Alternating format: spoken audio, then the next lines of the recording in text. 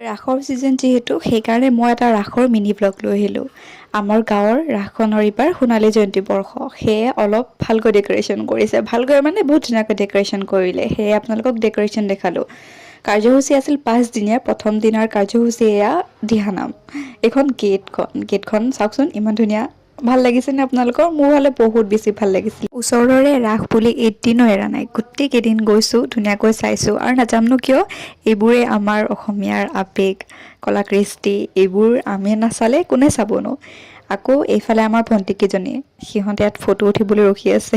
এইফালে এয়া গণপতি বাপ্পা মৌৰিয়া। আকৌ মেলাও লাগিছে নহয়। ৰাসত বাৰু মেলা প্ৰযোজ্য কিমান মই নাজানো, কিন্তু আমাৰ ইয়াতে আহিছিল যিহেতু অকণমান দেখুৱাই দিলোঁ। পিছৰ কেইদিন বহুত ভিৰ হৈছিলে, আজি প্ৰথমটো সেইকাৰণে ইমান মানে ভিৰ হোৱা নাছিলে। বাট বাকী ভিডিঅ'টো ইয়াতে এৰিলোঁ। আশা কৰিলোঁ আপোনালোকৰ ভাল লাগিল। আৰু আপোনালোকে ক'ত ক'ত ৰাস চালে কমেণ্ট কৰি জনাব দেই। আজিলৈ